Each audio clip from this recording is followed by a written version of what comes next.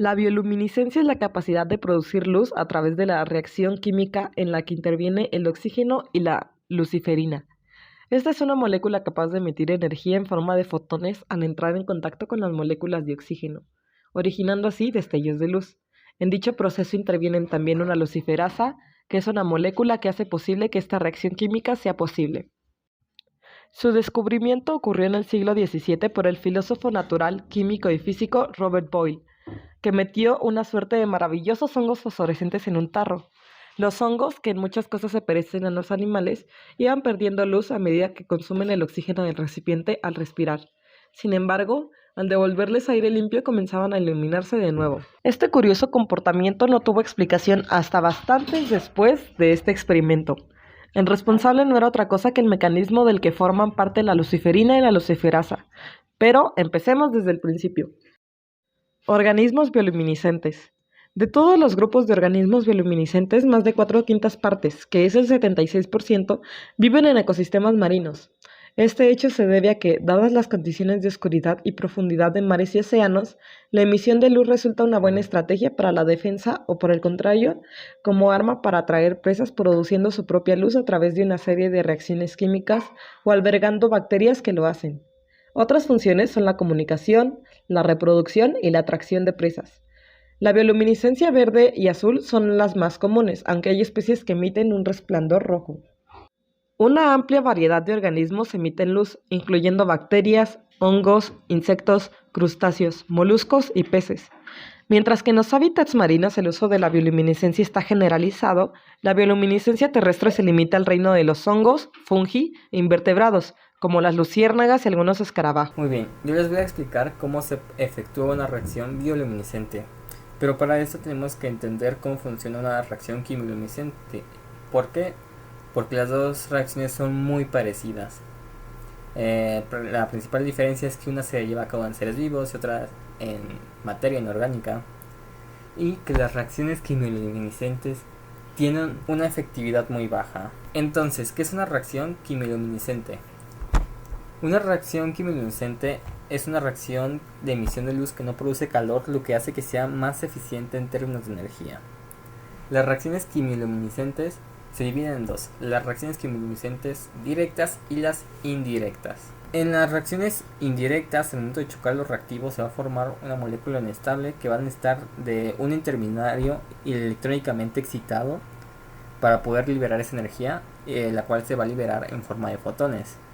Y bueno, en forma del intermediario que haya intervenido. En cambio, en las reacciones directas, esta fase intermediaria no existe. Directamente se libera el fotón y pues lo que se tenga que liberar de la reacción. Entonces, ¿cómo es que se produce esta reacción? ¿Por qué liberan fotones en vez de calor como lo haría normalmente una reacción química? En cualquier reacción química, los átomos, moléculas o iones reactivos chocan entre sí, interactuando para formar lo que se llama un estado de transición. A partir de este estado se forma la molécula como tal. Durante este estado, las moléculas dejan de ser ellas y pasan a ser una molécula más grande reaccionando con el otro reactivo. Entonces, los enlaces que mantienen unido a cada reactivo por sí separado empiezan a desaparecer y a transformarse en nuevos enlaces que mantendrán unido al producto. Durante este estado en el que no está del todo enlazado a uno ni del todo enlazado a otro, antes de formar el producto, es donde se produce el estado de transición. En este estado de transición se produce la cantidad máxima de energía que va a tener la reacción, y generalmente va a tener más energía que el producto en sí, como en el sistema como tal. Durante este estado de transición, normalmente los átomos forman algo que se llama estado vibratorio al momento de formar los productos. En este estado vibratorio, la molécula comienza a vibrar por el exceso de energía que tiene. Esta vibración causa calor. El calor pues se libera y esto hace que el sistema pierda energía, lo cual hará que eventualmente deje de vibrar y llegar a una estabilidad. Nunca las moléculas dejan de vibrar como tal, pero si llegan a un momento en el que están estables, no necesitan perder más energía y se mantiene una temperatura constante del sistema en sí. Durante el estado vibratorio, la molécula va a vibrar el producto ya formado, lo cual va a causar una pérdida de energía, ya que estas vibraciones van a generar calor, y el calor pues lógicamente se disipará al medio ambiente hasta que la molécula encuentre un estado de estabilidad. Durante una reacción quimiluminiscente ocurre algo parecido, solo que en vez de que se excite el átomo, se van a excitar los electrones. El estado excitado es el estado de transición o estado intermedio. Cuando los electrones se excitan, regresan al estado fundamental. La energía se libera en forma de fotón. La desintegración al estado fundamental puede ocurrir a través de una transición permitida, liberación rápida de luz o fluorescencia, o una transición prohibida, algo así como la fosforescencia. Entonces, para explicar esto, se tiene este pequeño esquema de aquí, el cual explica el estado de transición en electrones excitados. Entonces, como se puede apreciar aquí, al formarse esta molécula va a tener un exceso de energía. Para deshacerse de esta energía, el electrón va a saltar de un orbital de mayor energía a un orbital de menor energía. Y al producirse esto, lógicamente el electrón tiene que perder energía. Con esto el electrón deja de estar excitado, llega a la estabilidad y esta energía que pierde se libera en forma de fotones, lo cual es la emisión de luz. Si por el caso contrario el electrón ganara la suficiente energía para saltar al otro nivel, requeriría energía externa o absorción de luz, tal como lo demuestra este diagrama. Entonces, retomando lo visto aquí en el estado de transición, en las reacciones quimiluminescentes reaccionan los reactivos. Si es una reacción indirecta, durante el estado intermediario va a intervenir una molécula que ayuda a liberar esa energía, generalmente el oxígeno. Si es directa, no va a intervenir una molécula externa, el tema por sí solo va a encontrar la estabilidad liberando los fotones. En ambos casos el electrón va a perder energía y va a liberar fotones, lo cual se traduce en luz, la luz que nosotros vemos cuando se produce una reacción quimioluminiscente. ¿En qué se diferencia la quimioluminiscencia de otras luminiscencias? En la quimioluminiscencia, la energía que conduce a la excitación electrónica proviene de una reacción química. En la fluorescencia o fosforescencia, la energía proviene del exterior, como de una fuente de luz energética, por ejemplo la luz negra. La luz negra es básicamente luz ultravioleta, pertenece al espectro de luz que nosotros ya no podemos ver y por lo tanto tiene más energía que la luz blanca que normalmente vemos. En algunas fuentes la quimiluminiscencia puede incluir dentro de una reacción fotoquímica, como cualquier reacción química asociada a luz, pero estrictamente hablando, una reacción fotoquímica es una reacción química que requiere la absorción de luz para continuar. Algunas reacciones fotoquímicas son luminiscentes, ya que se libera la luz aunque sea en menor frecuencia. La reacción de luminol es una demostración clásica de la quimiluminiscencia. En esta reacción, el luminol reacciona con peróxido de hidrógeno para liberar luz azul. Luz azul que es prácticamente imperceptible para el ojo humano a no ser que se le agregue un catalizador. Pero igual, dependiendo del catalizador que se le agregue, la luz va a cambiar de color. Esto sucede porque la reacción es muy lenta, aparte muy ineficiente. Entonces, en condiciones normales, sin el catalizador no se verá. Con el catalizador, que generalmente es un metal, por ejemplo el hierro o el cobre, la reacción química se verá demasiado. Va a ser una luz muy intensa que se apreciará por unos pocos segundos en presencia del catalizador. Si bien la reacción será tan rápida que durará muy poco tiempo. Entonces, en esta reacción el luminol, que es esta molécula de aquí, va a reaccionar con el peróxido de hidrógeno, que es esta molécula de aquí. Porque anteriormente, como les comentó mi compañera, en los primeros experimentos sobre bioluminiscencia, cuando se separaba del oxígeno, la molécula dejaba de brillar. Esto sucede porque el oxígeno es indispensable para oxidar los aniones, la molécula excitada que tenga que perder energía para que se libere esa luz. Si el oxígeno, simplemente la reacción no va a funcionar.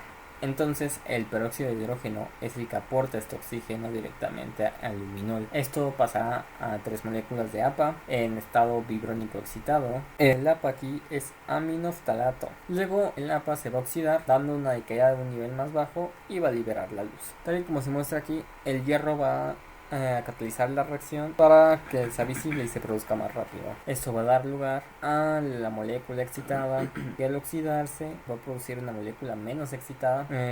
Como se pueden dar cuenta, esta va a ser una reacción indirecta. Va a necesitar del oxígeno como intermediario para poder liberar la luz. Durante esta reacción va a reaccionar el luminol más el peróxido de hidrógeno. Además, se tiene que agregar una sal básica a la reacción para que se produzca como tal. El peróxido de hidrógeno nada más está por ahí para aportar el oxígeno, pero como tal la reacción va a ser de luminol con una sal básica. Entonces, porque aquí dice sangre. Bueno, este es un ejemplo de una reacción muy popular que se usa en casos criminales para determinar escenas del crimen, ya que el luminol reacciona tanto con el hierro que puede detectar manchas de sangre que no son perceptibles a simple vista. Entonces lo que se hace es rellenar toda la escena con el luminol, agregarle el peróxido de hidrógeno y montar todo el cuarto, toda la zona de la escena del crimen con cámaras que van a estar fotografiando constantemente, ya que la reacción, como mencioné anteriormente, es muy rápida.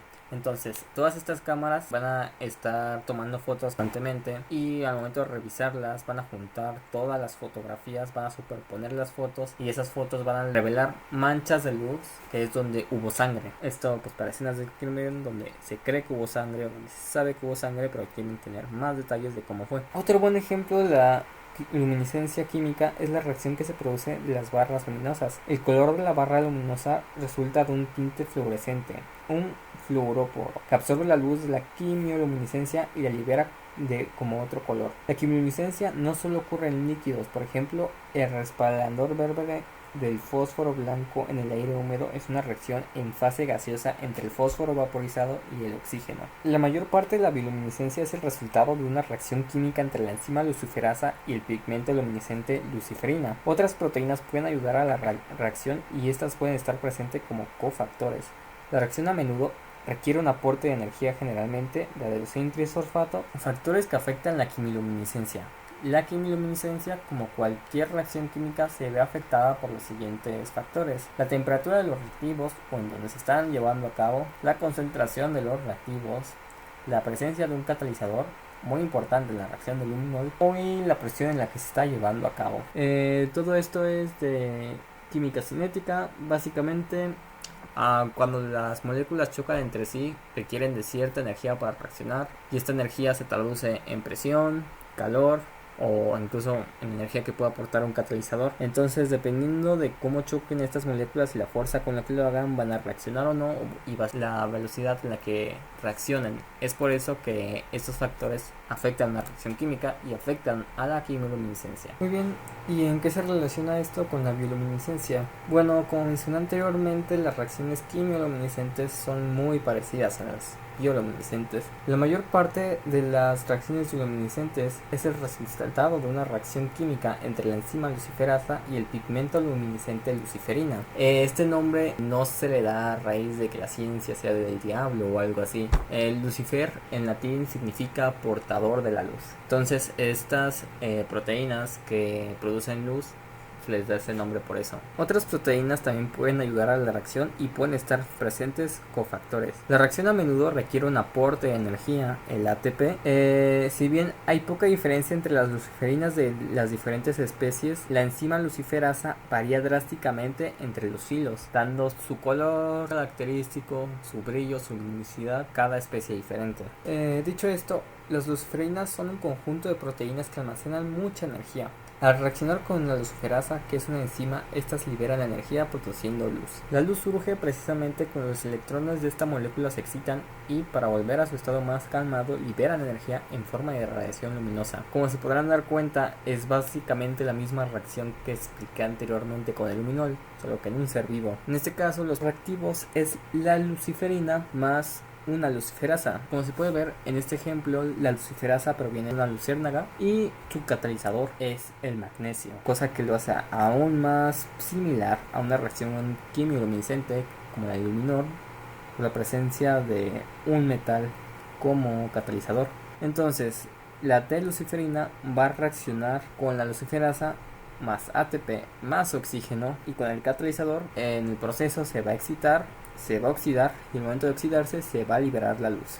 También se van a liberar otras moléculas curiosas como productos, más bien como residuos, porque el principal producto es la oxiluciferasa, los cuales son el PPI, que es pirofosfato inorgánico, una forma del fosfato que es inorgánico, más AMP, también conocido como adenosina monofosfato, que es un nucleótido cíclico que funciona como mensajero secundario, y el CO2, que es un desecho que casi siempre va a estar presente en las reacciones bioquímicas. de los metabolismos en general. En cualquier reacción bioquímica, generalmente un desecho va a ser el CO2. Y esto fue todo por mi parte. Mi compañera se irá exponiendo sobre organismos bioluminiscentes. Organismos terrestres. Las famosas luciérnagas de la familia Lampyridae hacen brillar sus abdómenes para buscar parejas reproductivas durante la noche de verano. Las larvas de mosquito Arachnocampa luminosa de Nueva Zelanda. Dentro de los 1000 pies, el género Motixia usa la bioluminiscencia como señal de advertencia a sus depredadores nocturnos. También cabe destacar algunas setas, plantas y hongos bioluminiscentes como la especie Mycena lucentipes, un hongo de pequeño tamaño que crece en la madera de los árboles de bosques lluviosos en Brasil y Puerto Rico. Alrededor de 1500 especies de peces son bioluminiscentes, como tiburones y peces demonio, y los científicos descubren nuevas especies bioluminiscentes con frecuencia. Algunos organismos con bioluminiscencia del mar son los ostrácodos, que son animales del tamaño de semillas de sésamo con patas que emiten destellos para buscar pareja. Los actinopterigios, que son peces con aletas radiadas donde la bioluminiscencia ha evolucionado 27 veces, siendo un grupo enorme de peces que compone la mitad de todas las especies vertebradas vivas en la actualidad. Los dinoflagelados como el Phyronidum bahamense, del tamaño de motas de polvo, emiten luz cada vez que el agua se agita a su alrededor, realizando movimientos ondulantes con sus flagelos, que esos son muy populares en mares de Oaxaca. Medusas como la Eucoria victoria y tenóforos como el Memiopsis lady emiten luz gracias a la acción de fotosíntesis que se estimula debido a la oscuridad. Wattasenia scintillans, el calamar luciérnaga, así como el calamar vampiro, Vampiroteustis infernalis, los cuales utilizan la bioluminiscencia para atraer a sus presas. Los camarones como los de la especie Serges similis, capaces de regular la cantidad de luz que emiten dependiendo de la luminosidad del agua que los rodea.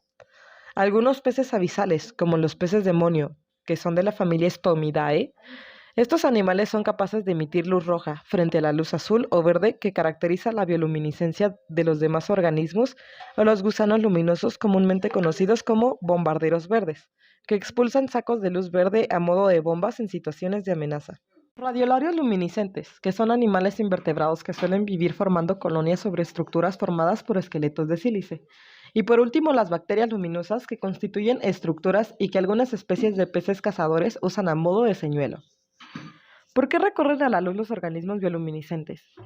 Con el más mínimo contacto con cualquier otro organismo u objeto, incluso si el agua de mar se agita, estos organismos emiten luz.